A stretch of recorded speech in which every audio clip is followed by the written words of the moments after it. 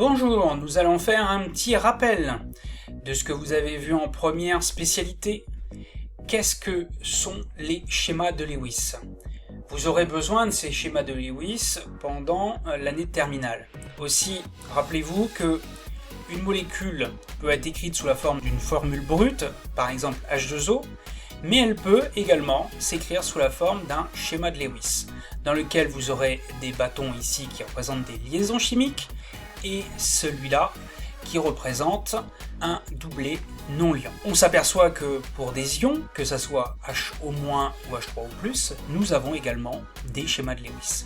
Alors, quelles sont les règles qui nous ont permis de construire ces schémas de Lewis? Eh bien, dans un premier temps, revenons au départ, c'est-à-dire à la configuration électronique des différents éléments.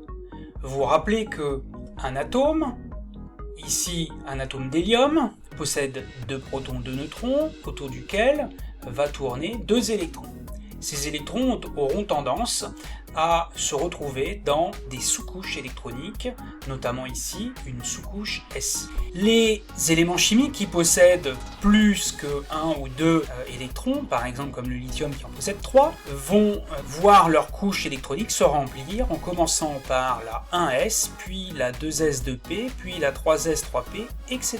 La sous-couche S sera pleine à 2 électrons, alors que la sous-couche P sera pleine à 6 électrons. Ainsi, pour un atome de carbone, dont le numéro atomique est 6, nous aurons une configuration 1s2, 2s2, 2p2. Pour le fluor de numéro atomique 9, sa configuration électronique sera 1s2, 2s2 et 2p5.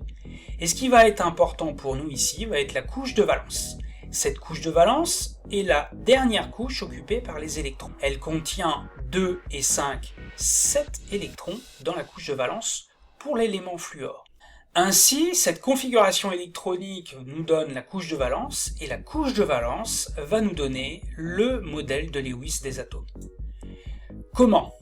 Eh bien, les 2 premiers éléments sont assez simples, puisque par nature, l'hydrogène a un électron, on va le représenter sous la forme d'un point. L'hélium, qui possède 2 électrons, sera représenté sous la forme d'un bâtonnet.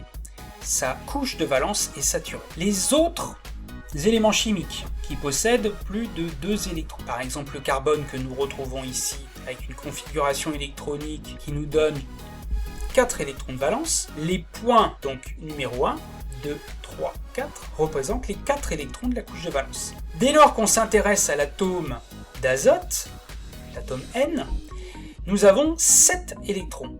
Ainsi, sa couche de valence est de configuration 2s2, 2p3, et il a donc 5 électrons. L'électron 1 est ici, 2, 3, 4, et l'électron 5 vient former un doublet. Si nous avons l'atome de chlore, de numéro atomique 17, sa couche de valence est la numéro 3, ainsi il possède 7 électrons, et nous mettrons donc la 1, la 2, la 3, la 4, 5, 6 et 7. Nous avons donc un doublet, 2 doublets, 3 doublets et un électron célibataire. Alors, à partir de ça, comment construisons-nous une molécule? Eh bien, le principe est simple. En prenant un exemple qui est la molécule d'hydrogène. Un atome d'hydrogène se rapproche d'un autre atome d'hydrogène et ils vont interagir avec leurs électrons célibataires.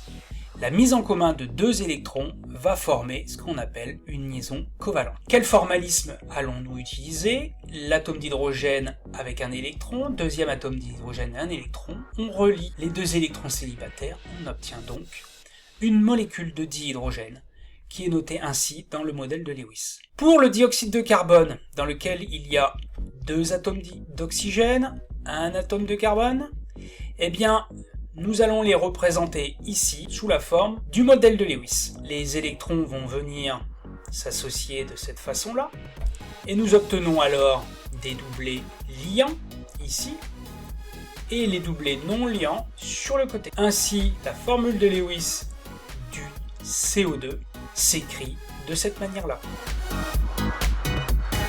Des exemples qu'il vaut mieux connaître.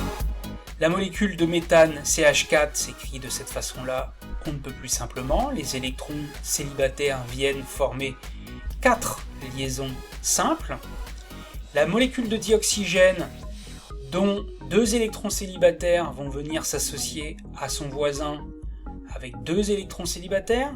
On obtient donc une double liaison, puisqu'il y a 2 électrons de part et d'autre qui forment une liaison. Pour le diazote, N2, vous avez 3 électrons célibataires qui vont former donc 3 liaisons. Or, nous voyons ici que la formule indique seulement 2 liaisons. Or, il y en a une troisième, et n'oublions pas les doublés non liants sur les côtés, ici et là. Pour finir, étudions cette molécule particulière. L'acide éthanoïque va ici posséder des doublés non liants et liants, mais surtout, la différence d'électronégativité entre l'atome d'oxygène et l'atome d'hydrogène va faire apparaître une liaison polarisée que nous retrouvons ici. Pour finir, vous retrouverez toutes les vidéos sur la chaîne YouTube Acascience et bon courage pour la suite!